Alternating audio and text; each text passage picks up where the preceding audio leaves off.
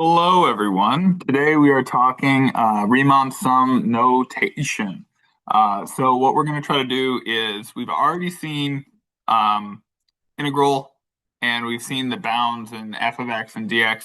Now we're going to translate that to what that really means in terms of a Riemann sum. And then we are going to kind of go from Riemann sum to integral and see how they kind of work together. Um, Everything we've done so far with Riemann sums with like LRAM, RRAM, trapezoidal, and midpoint, those have all been approximations of area under the curve. Here we're going to get to the actual area under the curve. Okay, so this is a little bit different. This is like the exact area. So let's, for example, say that we have a number of rectangles, and we are trying to figure out how many rectangles we have under this curve. This another way. So we have this curve and we're trying to figure out the area underneath it. And so we've decided here it looks like we're using RRAM, right? Because we're looking at our rectangle from the right side. We're going to use this to estimate how many rectangles or how we can find this area. Okay. So we're going to start with the number of rectangles. Well, we want the number of rectangles to be infinite. So we might say we want the limit as n approaches infinity of n. Okay, so we're essentially trying to say, let's have an infinite number of rectangles where n is the number of rectangles. Okay, then we're going to try to figure out an expression for the width of each of these rectangles. Well, we essentially want to say that we're going to start at A and finish at B. So we need the entire width to be B minus A, and we need that width of each rectangle to be divided by n, the number of rectangles. Okay, this will have us essentially figure out this kind of like delta x here. We've also talked about that as dx, but we're just trying to say that the difference between each of those rectangles is essentially the entire distance from start to finish divided by n, where n is the number of rectangles.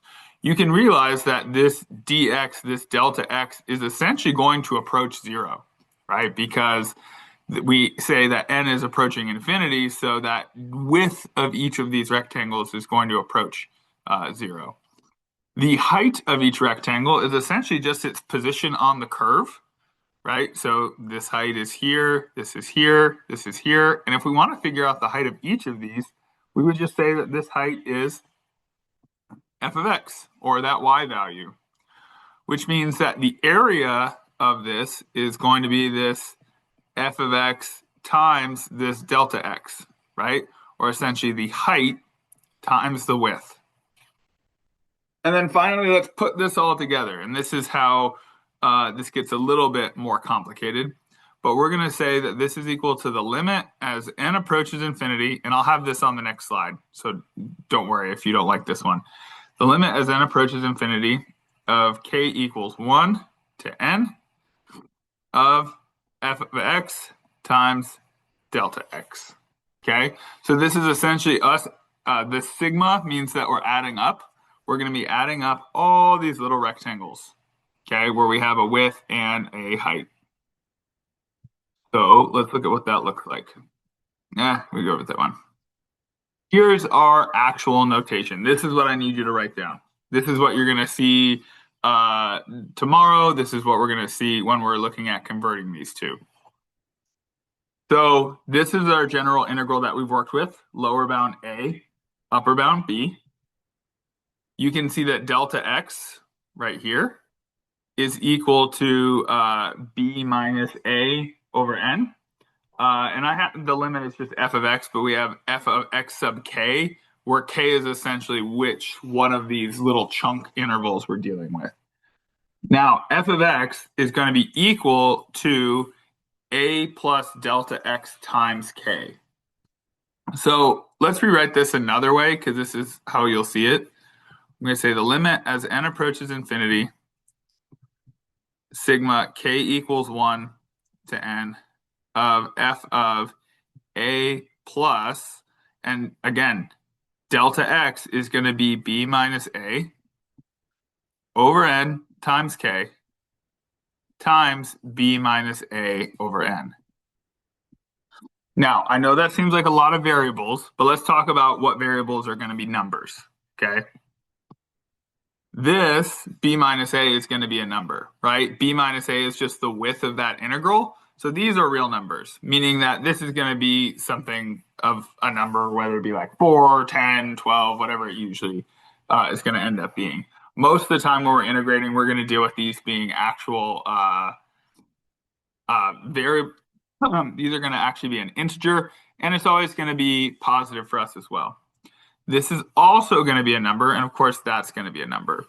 So we're going to be left with this n and k. Those are going to be variables. Notice n is here and here, and k is here. K and n are going to be variables. Think of this whole chunk as kind of like our x. We're going to plug that into our equation, and a is just what your starting lower bound is. Okay, so let's look at one. So here's our Riemann sum version, right? And we're trying to essentially figure out what this is going to look like as an integral. Now we are told that our lower bound of our integral is 0. So now let's try to kind of put the pieces together. We know that essentially inside the cosine, so this chunk right here, this is supposed to be equal to a plus b minus a over n times k. And we're told that the lower integral limit is 0. So that means a is equal to 0. So that essentially means b minus 0 over n is equal to this pi over n. That tells me that the upper limit here is going to be pi. Now, this piece right here, this pi over n, that's just our dx, right? That's kind of our change of x piece. That's just going to be our dx. Sometimes we'll write it in the back. Sometimes we'll write it in the front. Does not matter where you write it as long as these two things are multiplied together. Now, our function, whatever's inside, remember we talked about this piece. We're going to essentially use that and replace it with an x. This tells us, this inside piece here tells us our bounds and our width, but our actual function is that whole piece. So it's just going to be cosine of x. And that's it. That's all we have. So that entire Riemann sum summarizes down to this. Now, technically, there's one more way to write that. We are not going to worry about that now, but there is another way we could write it if you wanted to get a little bit more creative. So if you're one of those people who's putting it into like ChatGPT or something like that to give you a different answer, there's a reason why, but we're not going to worry about that here. Get another one. Okay, so another Riemann sum. This one has a lower bound of -3, which makes sense because we see this plus -3 here. So I'm going to write my integral with a -3 as the lower bound. Then let's look at this delta x, right? Remember we talked about delta x is equal to b minus a over n. We know that a is that lower bound of -3. So this is 5 over n is equal to b minus -3 over n, or essentially 5 equals b plus 3. That means our upper bound is equal to 2. And again, we use that to figure out the width, but this whole chunk right here, that's just our dx. Now we say, well, what's going on underneath our radical? Well, our whole outer function, in quotes, is this cube root. So it's just cube root of x. And there you have it. Now, I want to show you one other way we could have written this. And it's essentially, we talked about this when rewriting integrals. If we had said the lower bound was 0, right? So say hypothetically, lower bound is 0 here. We'd also be able to say, well, this would be identical to lower bound 0. Width is still 5, so 0 to 5. And the only difference here is now we're just going to put a -3 plus x dx. That's our only difference. So if we were to start at 0 and not that -3, we're kind of left with this extra -3 inside our function. But notice this is just a shift to the right 3, which should make sense. If you remember that like f of x minus h piece back in like, I don't know, math 2, math 3 pre-calc, really all this does, if you have that minus 3, it's shifting everything to the right over 3. So that's all we're dealing with here. Okay, try another one. Okay, take a second, pause the video, see if you can try this one out. All right, so the way this would work, lower bound 6, we know that width is 9. So we're going to go up to 15 because we need it 9 wide, right? If you want the more thorough explanation, 9 minus 6 over n is equal, or b minus 6 over n is equal to 9 over n. And so b minus 6 is equal to 9. Therefore, b is 15. Then, again, dx. We talk about what's going on, what's our outer function. It looks like our outer function is stuff squared. So this just becomes x squared. Okay. Again, they told us our lower bound is 6. So this is the correct answer.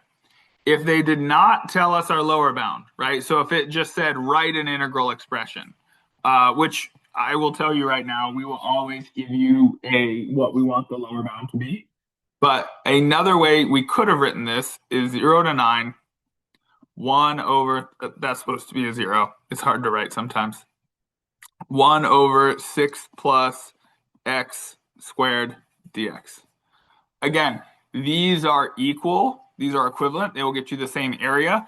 However, the problem asked us to write a definite integral with lower bound 6. And so this is the correct answer for this problem. If you're wondering this like definite integral, a definite integral just means like an integral with bounds. So that tells us that we can't just have, there's other integrals, which we'll look at later, which is just regular integral f of x dx. That one is without bounds. Okay, let's look at this one. Okay, so here we have an integral, and we're trying to write a kind of summation notation instead. So we have a definite integral. We're trying to go the other way. Now, great thing with all of these, it's going to be limit n approaches infinity, sigma k equals 1 to n. That is always going to be the front of your Riemann sum notation. So if you're not sure what to put there, at least you have that, right? All right. First thing, we want to figure out our starting value. Our starting value is -3. So I'm going to write in parentheses, my whole function is stuff squared. So I'll write stuff squared. And my lower bound is -3. So I'll go -3 plus. From here, we're going to say, well, how wide is it, right? What is b minus a over n? Because that's kind of what we're going to use for this inside piece and this outside piece. So this is going to be 3 minus -3 all over n, or essentially 6 over n. Now, we have to put this 6 over n in two places. On the inside, it has a k with it, because essentially that's telling you how wide each, or where you're at on each of the triangles. So this is going to look like 6k over n. And on the outside, it's just going to look like 6 over n. And these mean the exact same thing, right? Like we saw this in here, we got 6 plus 9k over n, whereas the outside was just 9 over n. We're going to use that same 6 over n. The only difference here is that k, because notice this Riemann sum, what's happening is this is essentially telling us how wide or where we are on our rectangles to try to figure out where the next rectangle is. If like that doesn't make sense, that's okay. Don't worry about that piece yet. All right, there's the first one. Again, let's walk through the steps again. 1, realize your outer function. Your outer function is stuff squared. Next, deal with your lower bound. Your lower bound has to go inside that parentheses. Lastly, what I like to do is I try to figure out that width, that b minus a. So I said 3 minus -3 is 6. So inside 6k over n, outside 6 over n. Again, if we had put this 6 over n at the front, it would not do any different, right? It would be the exact same piece here. Let's try the next one. Here's another one. Take a second and pause, see if you can try this one out.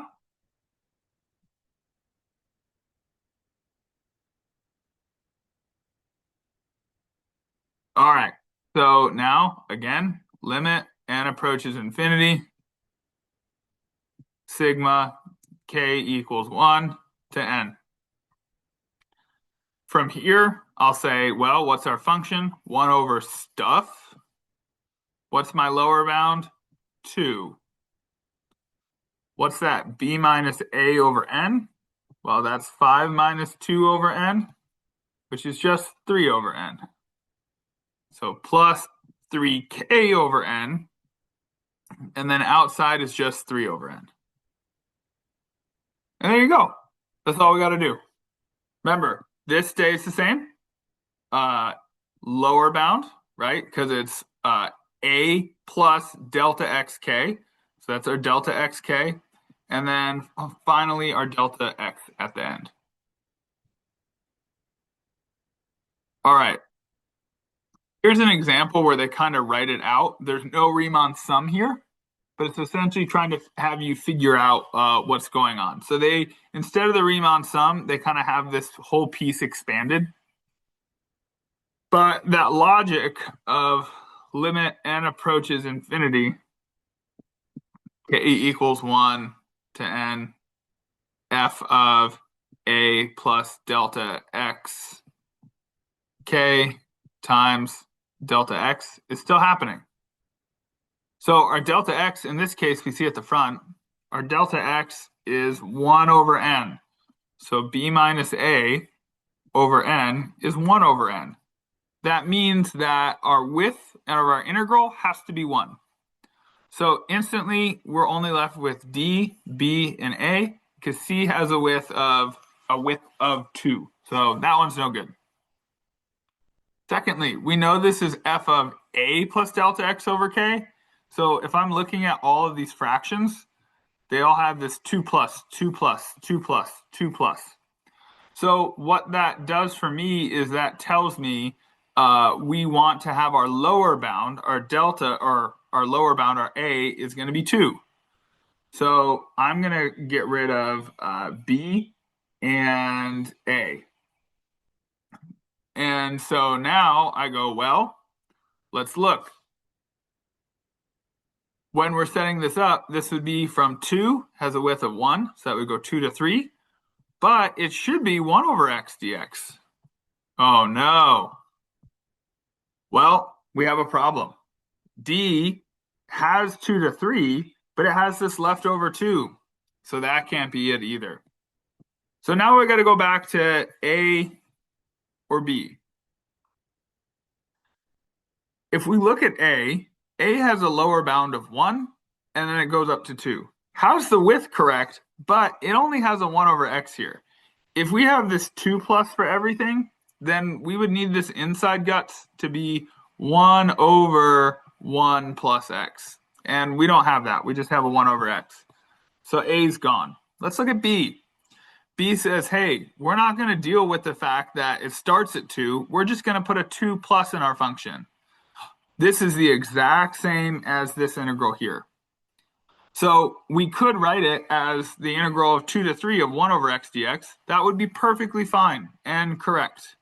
But we don't have that as an option, right? They only gave us with the 2 plus still. So we have to rewrite it as b, where we take that kind of starter bound as just inside the fraction, and we can write our integral from there. All right. I'm gonna pause the video and try this one out. See if you can figure out what our lower bound might be, what our width is, and all that fun stuff.